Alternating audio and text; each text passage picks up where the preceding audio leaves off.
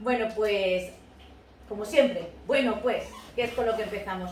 Hoy vamos a ver el tema 10, ¿de acuerdo? Que son los factores que afectan al conductor. Cómo le afecta pues el cansancio, es decir, la fatiga. Cómo le afecta conducir bajo los efectos del alcohol, drogas, medicamentos, enfermedades. De eso vamos a hablar de todos los factores que afectan a la conducción.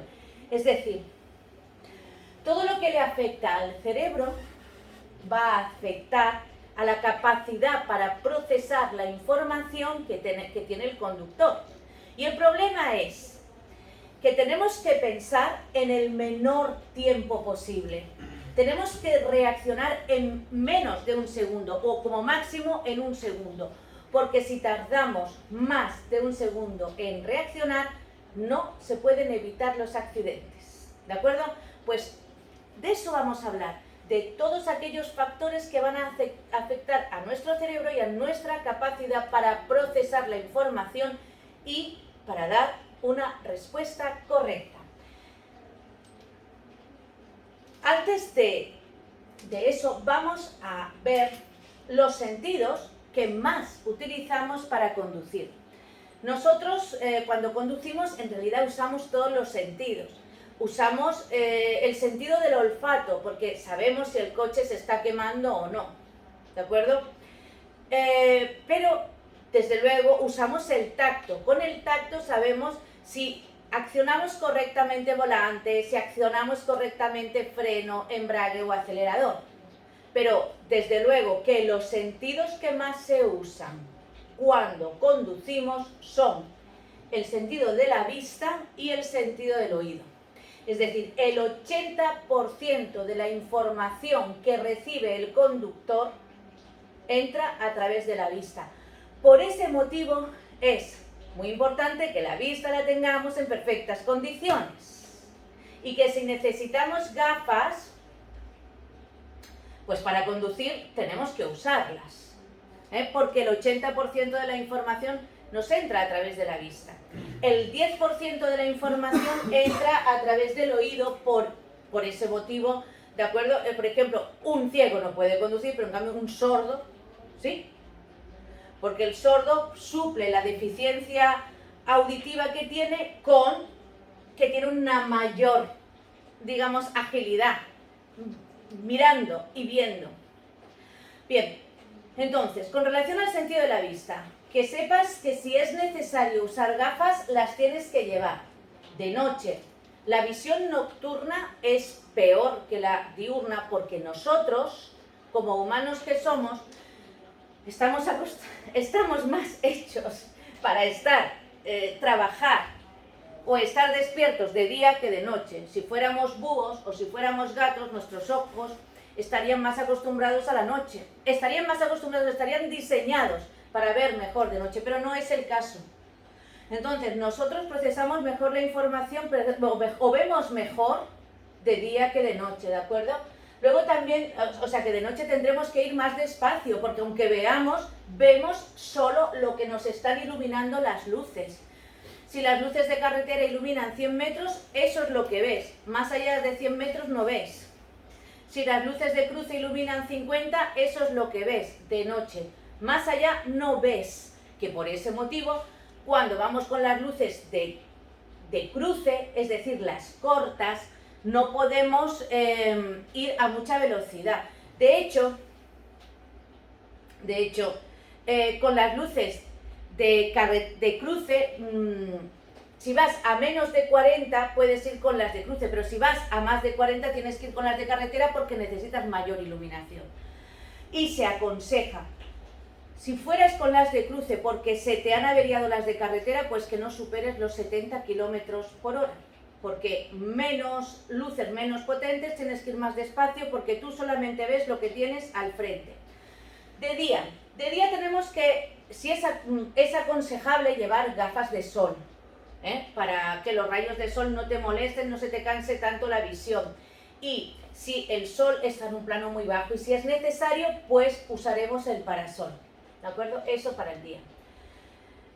Con relación al oído, tenemos los espejos panorámicos. Con el oído, pues el 10% de la información, como os he dicho, entra a través del oído. Son obligatorios, son necesarios los espejos panorámicos, que son estos espejos. Voy a coger uno que tengo aquí. Esto es un espejo panorámico. Esto, y te lo preguntan en los exámenes, no sustituye la obligación de llevar ningún espejo. Esto solamente lo usarán aquellas personas que tengan lo mismo, pues que no oigan bien. Por ejemplo, los sordos lo usarán, o a quien se los prescriban en el reconocimiento médico que os vayáis a hacer. Pero el resto de la población, el resto de los conductores, no lo necesitamos. ¿De acuerdo? Pues bien, este espejo, el hecho de que abarca un mayor campo visual, pero el hecho de que tú lleves este espejo no te quita de la obligación de llevar ningún otro espejo obligatorio. Recuerda, espejos obligatorios en un coche. El de la izquierda y el de dentro. ¿De acuerdo? Y el de la derecha cuando no se vea por el de dentro. Y el llevar esto no te quita de la obligación de tener los obligatorios, ni este ni este. Y una persona normal no está obligado, solamente a los que se lo impongan en el reconocimiento médico. ¿Vale? Es que lo preguntan. Por eso le estoy haciendo tanto énfasis. Y luego también tenemos la radio. La radio, la música, hay que llevarla, pero no hay que llevarla demasiado alta porque parte de la información nos entra a través del oído. Porque cuando yo llego a una intersección, no puedo entrar dentro de la intersección para ver si se aproxima un coche. Pero tengo que llegar justo hasta el filo de la intersección.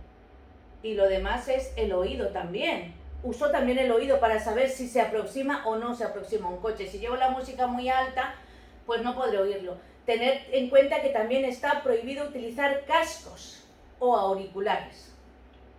¿Por qué? Porque te quitan la capacidad que tenemos de percibir estímulos auditivos del exterior y saber si viene una moto, si viene de la derecha, de la izquierda o si viene un coche. Pasamos a otro tema. Vamos a hablar de todos los factores que afectan a la conducción porque te afectan a ti a la hora de procesar la información. ¿Qué factores te afectan a la hora de conducir? Pues por ejemplo, ¿por dónde empiezo? Por está en redondo, pues por ejemplo, la fatiga, voy a empezar por aquí. La fatiga, que es el cansancio. Tardas más en reaccionar, como veremos a continuación. Tu tiempo de reacción aumenta, es decir, afecta al cerebro, afecta a tu capacidad para conducir. El sueño, las comidas copiosas, es decir, comidas muy pesadas, el alcohol, drogas, medicamentos, todo eso te afecta a la hora de conducir. Bueno, los medicamentos, cuidado, los medicamentos solo enfermedades, medicamentos. Los medicamentos, aquellos que afecten a la conducción, porque también es verdad, cuando hablamos de los medicamentos, que hay personas que tienen enfermedades,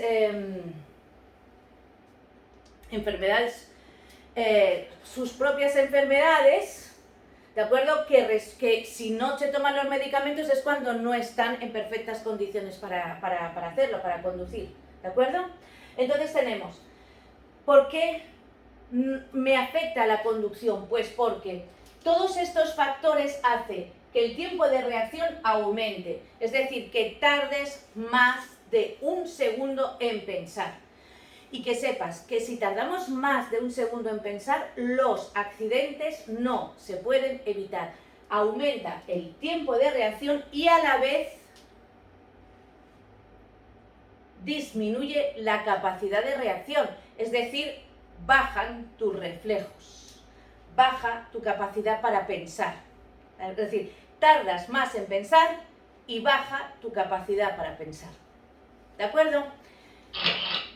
Hablemos qué pasa con el tiempo de reacción.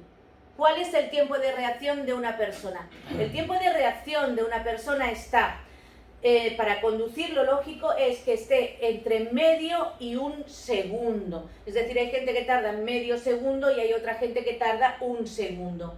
Pues ese es el valor estándar. Unos tardarán medio, otros tardarán 1. Más de 1 es matar a este pobre hombre. ¿Pero por qué es tan importante ese segundo de vida? Pues porque no es por el tiempo que tardas en pensar, es que desde que tú, que estás aquí, percibes a esta persona, desde que tú la percibes hasta que tomas la decisión de poner tu piececito en el freno o de activar las manos para esquivar, desde que tú procesas, recibes la información hasta que decides hacer algo, va a transcurrir un segundo o medio segundo. Cuanto más sea, peor. Medio segundo, un segundo. Y en ese tiempo muerto vas a recorrer una distancia y te vas a acercar al lugar de impacto sin hacer nada. Esa distancia que has recorrido vamos a ya denominarla distancia de reacción. Desde que tú tomas una decisión, en este caso va a ser frenar, otras veces es esquivar. En este caso es frenar, desde que tú tocas el freno hasta que el coche se para de verdad, se recorre otra distancia que es la que necesitan los frenos para convertir la energía cinética en cero, para quemar literalmente la energía cinética. Es la distancia que necesitan los frenos para parar el coche. ¿De acuerdo? Y ahora aquí el coche se queda clavado y este sigue vivo. La suma. Entonces, recordar que esto es muy importante y te lo van a preguntar muchas veces en los test, ¿de acuerdo? Y esto lo tienes que saber, no solamente que te lo pregunten en los test, que lo tienes que saber. Quiere decir que desde que percibes un estímulo hasta que tomas una decisión, se recorre una distancia que llamamos distancia de reacción. Desde que pisamos el freno hasta que el coche se detiene, se recorre otra distancia que es la distancia de frenada. La suma de las dos distancias, es decir, esta más esta, tiene nombre, se llama distancia de detención. Vale. Y si tú estabas bien, pues este sigue vivo.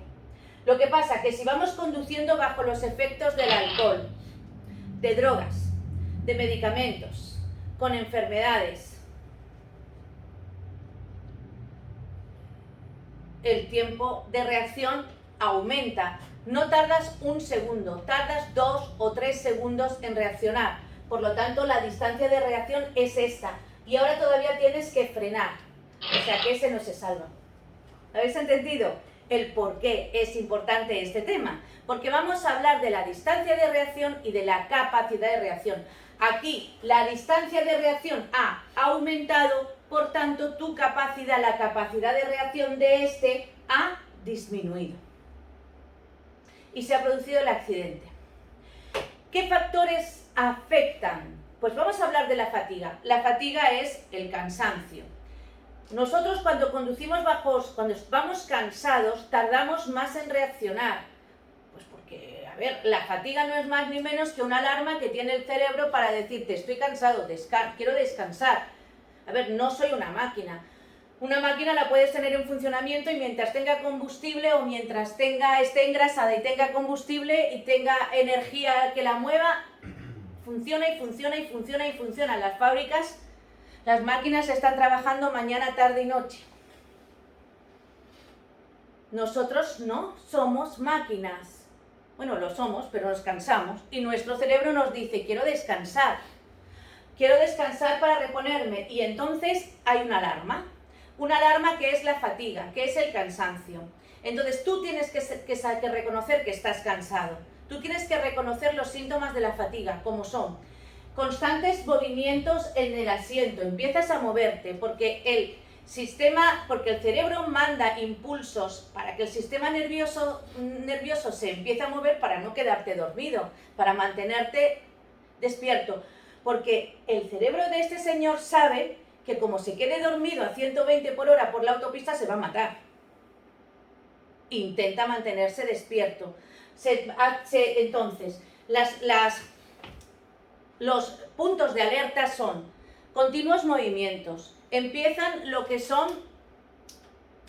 a canturrear. empiezas a silbar, empieza a picarte la cabeza, porque se activa también los vasos sanguíneos, fluye más sangre por los capilares, pues para despertarte, para activarte. Todos esos son síntomas de fatiga, ¿de acuerdo? Y entonces lo que tienes que hacer es parar y descansar, ¿de acuerdo? Causas de la fatiga. ¿Qué es lo que puede provocar la fatiga? Pues desde luego, pues lo que es, con la fatiga eso, aumenta el tiempo de reacción. Pues la monotonía. Carreteras muy monótonas hace que te canses antes. Por ejemplo, en una autopista te cansas más que en una carretera, porque en una autopista estás así.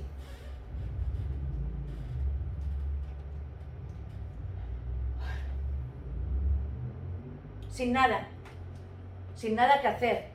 La vibración del coche que se está meciendo, el run run del motor, es como cuando a un niño lo mecen y te duermes. Porque cuando tú vas en el autobús y llevas 2 horas de estar en el autobús viendo el paisaje, al final haces así, pues el conductor le pasa más o menos lo mismo. Entonces, cuanto más monótona, más te cansas, ¿de acuerdo? Una mala postura, una postura incómoda que haga que el conductor tenga que hacer movimientos más pesados, se tenga que estar moviendo porque no tiene bien regulado el asiento y entonces cada vez que tiene que poner la marcha tiene que hacer movimientos. Te cansas más, es más pesado para conducir. Carreteras en mal estado, es decir, la autopista va mal, pero una carretera también en muy mal estado o una carretera con muchas curvas también va mal. Una porque no haces nada y te duermes, las primeras porque no haces nada y estas porque tienes que hacer mucho. Eso también es verdad. El alcohol es un depresor del sistema nervioso central, o sea que también te produce fatiga.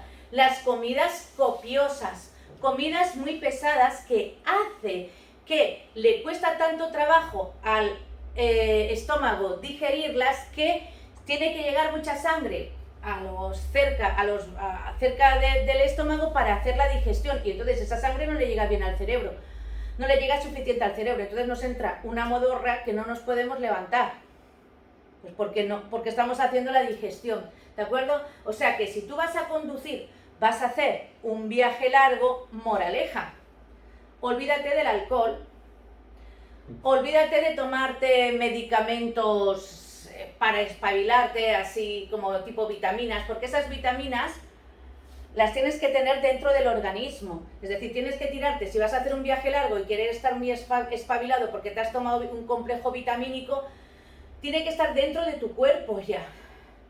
No vale tomárselas una pastilla porque me voy a poner a conducir. Puedes tomar, pues por ejemplo, vitaminas, pero de verdad, vitaminas que el organismo asimila rápidamente, como son las que vienen en las frutas. ¿De acuerdo? Puedes tomar algún que otro café. Alguno, no exceso de café. Olvídate de las comidas pesadas. Si vas a hacer un viaje largo en carretera, comidas que sean fáciles de digerir. Pero si ese conductor del que estamos hablando siente los primeros síntomas de fatiga y a los primeros síntomas de fatiga te paras y descansas. ¿Y cada cuánto tenemos que conducir? ¿Que descansar, perdón? Pues cada 2 o 3 horas de conducción seguida tenemos que parar a descansar. Si vamos a una media de unos 90, 100, si vamos por autopista 100, 120, normalmente no se va siempre a 120, a veces se baja, a veces, o sea, una media de 100. Lo que es cada 200 o 300 kilómetros hay que parar a descansar. ¿Vale? ¿De acuerdo? Por lo menos entre 15 y 20 minutos. Y si ese conductor no para a descansar, el siguiente nivel es peor. Entonces nos llega la somnolencia, que es estado de necesidad de dormir. Ya viene la somnolencia. Y si no le hacemos caso a la somnolencia, directamente el cerebro dice, apaga y vámonos, yo me quedo aquí. Y te quedas dormido. Y de repente te das cuenta que estás dando vueltas con el coche porque te has caído por un barranco. Porque ¿quién es consciente de cuándo se ha quedado dormido, porque tú no eres consciente cuando cierras los ojos, porque te quedas dormido y te das cuenta que te has quedado dormido cuando te despiertas. ¿Me entendéis? Y te puedes despertar debajo de un camión. O sea, que hay que tener cuidado. Primeros síntomas, fatiga. Si siento que me duele la espalda, me duele el cuello, me duele un poquito las sienes, me pica la cabeza, que empiezo ya que me estoy moviendo mucho, que empiezo a tamborilear en el volante, eso es fatiga. Te paras, 15, 20 minutos, tomas una agüita, te tomas una Coca-Cola, alguna que otra, te tomas algo y luego te vas. Porque si no, te va a venir el sueño, la somnolencia. Y después de la somnolencia viene el sueño, te quedas dormido y adiós muy buenas. Pues vamos al segundo nivel, somnolencia. Con la somnolencia disminuye la concentración y la capacidad de reacción. Está claro que el tiempo de reacción aumenta más que antes y disminuye tu capacidad de reacción. Recuerda, el tiempo de reacción siempre aumenta, la capacidad disminuye. Tú, si normalmente tardas 1 segundo, puedes tardar 2, o sea que el tiempo ha subido. Tus reflejos han bajado. La capacidad son los reflejos y bajan, disminuyen, ¿de acuerdo? ¿Qué produce el sueño? Pues produce relajación, produce más confusión y mayor agresividad en la conducción. Remedios. Descansar. Remedios para la fatiga y remedios para la somnolencia. Todo para evitar el sueño. Todo para evitar quedarse dormido al volante. Remedios. Pues dormir. A ver, primero, no hagas viajes sin haber dormido. Es mejor que hagas viajes más de día que de noche. Si, a no ser que trabajes de noche y estés acostumbrado a estar despierto de noche, pero lo normal es mejor que hagas viajes de día, porque de noche, a partir de las 2 o de las 3 de la mañana, hay una hora en que no se puede vencer el sueño. Y luego otra vez te viene a las 7 de la mañana. Es que es una hora que no se puede vencer el sueño, que te quedas dormido. Luego de noche hay menos, al haber menos visibilidad te tienes que esforzar más. Al esforzarte más, te cansas más. Por lo tanto, va a producir luego también más sueño, más somnolencia. Entonces, dormir antes de hacer un viaje. No, ¿de acuerdo? Si tienes que hacer un viaje de noche, pues duerme antes. Segundo, debes mojarte la cara y tomar agua. ¿De acuerdo? Tomar agua pues para tener el cuerpo hidratado. Llevar el vehículo ventilado, tomarse algún que otro café y parar, como ya sabéis, cada 2 o 3 horas. Esta es la señal de área de descanso. ¿Vale? Eso es lo que tienes que hacer, los remedios. Y ahora vamos a pasar a otro punto, que es el alcohol. El alcohol es un depresor del sistema nervioso central, por lo tanto, afecta negativamente a todo lo que es la capacidad para dar respuestas. Las sinapsis, como se hacen los pensamientos, se hacen pues interconectan las neuronas entre sí en forma de chispita. Pues la sinapsis neuronal no se produce correctamente con el alcohol. O sea que los pensamientos son un verdadero desastre. Ni procesas información, ni puedes calcular la velocidad, ni la tuya, ni la velocidad de los que vienen de frente, ni de los que se te cruzan. No ves todas las señales de tráfico. Se puede producir la visión túnel, que es que dejas de ver por los lados y solamente ves al frente. Con lo importante que es eso. Cuando conduzco, es muy importante, cuando yo conduzco, tener la visión periférica. Yo, cuando se me va a cruzar un niño, tengo que ver el niño desde allí, porque tengo que pensar, niño, pelota, igual se me cruza, frena, y me da tiempo a frenar. Pero si yo veo al niño cuando lo tengo aquí, pues es un poco difícil. ¿De acuerdo? Bien, de esto vamos a hablar, pero está claro que el alcohol afecta de forma negativa. Pero ¿a todo el mundo le afecta por igual? Pues no. hay una serie de factores que hacen que a unas personas le afecte de una manera y a otras personas de otra. Quiero decir que con esto del alcohol, ¿sabéis qué pasa? Que sería muy fácil que nos dijeran, no te tomes más de una cerveza, o con una basta, con dos basta, en lugar de que nos hablen de tasas de alcoholemia, 0,5, 0,3, pero ¿por qué me tienen que hablar por tasas? ¿Y 0,5 cuánto es? ¿O 0,3 cuánto es? Es que no se puede determinar, porque para una 0,3 es una medida, es una cerveza, y para la otra es 1,5, lo mismo. Es que el alcohol no afecta por igual a todas las personas. Es que a cada persona le afecta de forma distinta, no todo el mundo llega al 0,3 igual. Depende, por ejemplo, pues de la edad. Los mayores, las personas de menos de 17 y de menos de 16, perdón, he subido un año, de menos de 16 y de más de 65, le afecta un 160% más. Le afecta muchísimo más. Los jóvenes, pues porque todavía sus cuerpos no son lo suficientemente fuertes como para combatir los efectos del alcohol.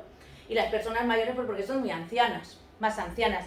Depende de la edad, depende del peso. Es que no es lo mismo a una persona fuerte, cómo le afecta, cómo le llega los efectos que produce en el cerebro a una persona más fuerte que a una persona más débil. Depende de la costumbre. Hombre, no es lo mismo el que se está tomando una cervecita todos los días al que no se toma aún ninguna y luego de repente se toma una. La verdad que le afecta mucho más. Depende de las expectativas. No, a ver, si estás muy contento y estás de celebración, te sube más. Que si, por ejemplo, ¿de acuerdo? O si estás demasiado triste. ¿De acuerdo? Todo eso. Entonces, hablemos de la tasa. La tasa de alcohol, por eso, 0,3 gramos de alcohol por litro de sangre para los noveles y los profesionales, 0,5 gramos de alcohol por litro de sangre para los conductores normales. Normales es que no sean ni noveles ni profesionales. No se puede determinar cuánto es. Es muy difícil de determinar, por eso están los alcoholímetros. A ver, los efectos que produce el alcohol ya los he dicho. Produce que aumente el tiempo de reacción, pero no es que aumenta el tiempo, no es que aumente un segundo. Que si lo normal es reaccionar entre medio y un segundo, a partir del segundo los accidentes son inevitables. Por mucho que quieras, no puedes evitar tener el accidente a partir del segundo. Pues los que van bajo los efectos del alcohol pueden llegar a tardar hasta 4 segundos en pensar. Solamente en tomar la decisión, voy a coger el freno, voy a frenar para no chocar contra el camión. Solo eso. Reduce la capacidad, es decir, fíjate, un campo de fútbol son 100 metros. A 100 por hora se recorren, mientras piensas, 28 metros. A 100 por hora recorrerías esto solamente para poner el pie en el freno. Esto.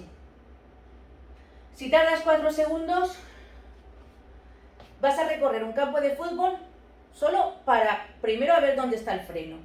¿Freno? ¿Qué es freno? ¿Dónde está el freno? ¿Dónde lo han puesto? ¿Me lo han quitado? ¿Me entendéis? Primero. Es decir, capaces son de recorrer todo esto solamente en encontrar el freno. ¿Vale? La verdad que los que tienen unas tasas de alcoholemia de 3 gramos, 0,5, los que llegan hasta 4 gramos de alcohol por litro de sangre ya se puede producir la muerte, pero los que llegan ahí, la verdad no son muy peligrosos porque ellos son esos que ya no pueden ni meter la llave en el no pueden ni abrir la puerta, vamos, esos los que llevan 4 gramos sencillamente es que no pueden abrir la puerta. Luego, ¿qué más tenemos? Reduce la capacidad de reacción, claro, reducen tus reflejos, claro. Se pierde la visión periférica, se ve solamente por el centro, es lo que se va a denominar visión túnel. Luego tenemos apreciación incorrecta de velocidades y de distancias y sobrevaloración de las capacidades. Vamos, tú naciste para ser piloto de carreras. Y cuando te tomas 5 copas, es cuanto mejor estás para conducir. Porque eso se sabe de toda la vida de Dios. ¿Vale? Eso es lo que sienten ellos. ¿De acuerdo? Vale, pues por eso es por lo que a determinadas tasas está prohibido conducir. En determinados países, los países nórdicos, la tasa de conducción para conducir con alcohol en la sangre es 0,0, que sería la ideal. En los países, en un país mediterráneo como el nuestro, pues si dicen 0,0, el partido que lo ponga, ese no sale en las elecciones en 50 años más. Bueno, quiero decir, aquí dejan un poquito para ganar elecciones, pero vamos, que 0,0 es lo suyo. ¿De acuerdo? Bien, vamos a ver ahora las tasas de alcoholemia. Depende, pues tengo aquí otra, mejor, me gusta más esta. La tasa de alcoholemia, como hemos dicho, es la cantidad de alcohol que tienes en la sangre. A partir de determinada tasa está prohibido conducir, porque si con 0 es como no tienes por qué tener un accidente. A partir de 0,1 con algo de alcohol ya la probabilidad de accidente se empieza a hacerse visible. Entonces, hay 2 tasas. Primero, para conductores normales, yo digo normales para que lo entendáis, y conductores, que nosotros también sois normales, pero es para distinguirlos, los conductores expertos, ¿de acuerdo? Y los conductores noveles y los profesionales. Vosotros, los noveles, vais con los profesionales, ¿de acuerdo? Es decir, menos alcohol. Quiere decir, la tasa de alcohol en sangre sería conductor experto 0,5 gramos de alcohol por cada litro de sangre. Conductor novel y profesional 0,3. 0,5, 0,3. ¿De acuerdo? Ahora, la cantidad de alcohol se puede medir en la sangre o en el aire. Porque tienes que tener en cuenta que cuando a ti te para la policía, te detiene, se llama detención eso, ¿eh? Cuando te para te detienes, que también, hablando de detención, y parece que te han detenido de verdad. Cuando en un control de alcoholemia te van a hacer la prueba, un policía no es personal sanitario para que a ti te clave una aguja, saque sangre, a ver dónde te clava, saque sangre y mire, haga ahí la prueba de alcoholemia. ¿De acuerdo? No. Pues ¿por qué no? Entonces tiene que haber otros medios que la puedan hacer la policía en la carretera. Entonces con lo que lo hacen es con el etilómetro o alcoholímetro. Entonces el alcoholímetro lo que hace es cuantificar la cantidad de alcohol que tienes en el aire de los pulmones, porque tienes que tener en cuenta que nuestro organismo, en cuanto le llega alcohol, lo que hace es intentar eliminarlo porque no lo necesita. Porque necesita proteínas, hidratos de carbono, necesita azúcares, necesita vitaminas. Pero alcohol no. O sea que tal como entra, sale. Normalmente sale a través de la orina, a través del sudor también sale. Y también a través de la respiración. Por lo tanto, estamos exhalando y estamos echando alcohol con la respiración. Entonces dicen, a ver, si en la sangre tienes X, en los pulmones tienes que tener Y. X es igual a Y. Entonces quiere decir que si aquí tienes 0,5 gramos en la sangre, en los pulmones equivale a 0,25 miligramos. Solamente tenemos que coger el alcohol que tienes en los pulmones, cuantificarlo y se hace un cálculo matemático y ya se puede deducir. Si tienes 0,25 miligramos en el aire de los pulmones, es que tienes 0,5 en tu sangre. Y si tienes 0,15 miligramos en tus pulmones de alcohol por litro de sangre, es que tienes 0,3 gramos en la sangre. ¿De acuerdo? O sea que hay 2 tasas. Y os las tenéis que aprender las 2. La del aire y la de la sangre. Últimamente las preguntan más en aire, porque claro, es para que no te pongas a discutir con la policía. A ti te llega un policía y te dice, tienes 0,15. No, 0,16 o 0,20, no puedes conducir. sancionado. ¿Y tú? Pues ¿qué pasa? Pues si yo puedo llegar hasta 0,30. Que no, que eso es en sangre, ¿me entendéis? Entonces os preguntan más. Os tenéis que aprender las dos tasas, pero es muy fácil. Coger la que queráis. Yo siempre empiezo por esta, pero como me aprendí antes de que lo empezaron a preguntar en aire, ¿de acuerdo? Me la aprendí en sangre, entonces, imagínate, ¿de acuerdo? Entonces, puedes coger, esta es más fácil, 0,15, 0,25, 15 en sangre, en aire, que te preguntan en sangre, multiplicas por 2 y te sale la sangre. ¿De acuerdo? Luego otra cosa, a lo mejor te dicen 0,3, pero 15 por 2, 30, 0,30 es lo mismo que 0,3. Lo mismo. ¿De acuerdo? Una cosa. Dime. La de 0,15 que es para los que Los noveles y los profesionales. Vale. 0,15 en aire. Que te pregunten en sangre, 15 por 2, 30, pues busca la que sea 0,3 o 0,30. Otro aspecto a tener en cuenta es las tasas en aire se cuantifican en miligramos y en sangre en gramos.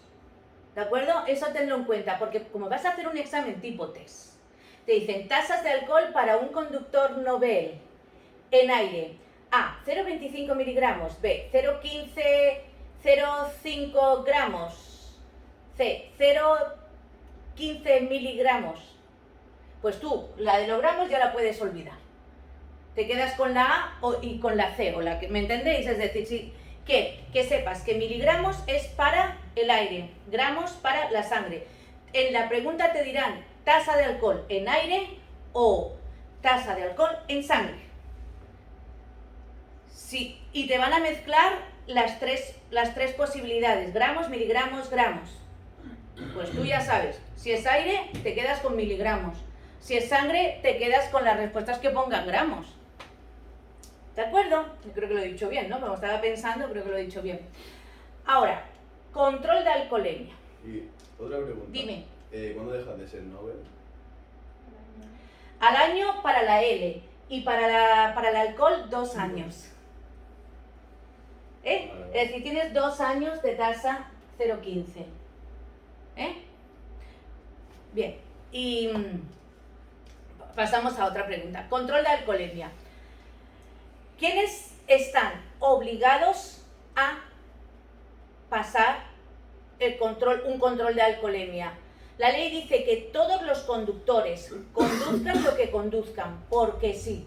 Es decir, por el hecho de llevar un vehículo de motor, o por el hecho de llevar un vehículo artefacto, apto para circular por las vías públicas, eres un conductor. O sea que si conduces un patinete, pasas la prueba de alcoholemia y no te puedes negar. Si conduces una bici, pasas la prueba de alcoholemia y no te puedes negar. Tu tasa es 0,5. Es 0,5 porque no eres conductor novel. Conductor novel es a partir de que te sacas un permiso de conducir. ¿Vale? Pero tienes que pasar, tienes que hacerlo obligatoriamente los conductores, porque sí. El resto de los usuarios solamente están obligados cuando estén implicados en un accidente. Es decir, un peatón que se te ha tirado al coche. Y encima quieren que te echarte a ti la culpa. Pues claro, una prueba de alcoholemia que se ha tirado él a mí, yo no lo he... ¿De acuerdo? Es decir, todos los conductores, el resto de los usuarios, los demás, solo si están implicados, pero los conductores porque sí. Nos centramos en los conductores. ¿En qué momento le pueden parar para pasar la prueba de alcoholemia?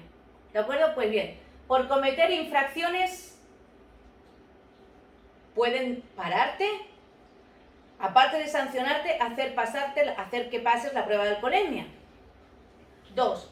Por tener síntomas evidentes de impregnación alcohólica. Si vas haciendo eses con el coche, pues también te pueden parar.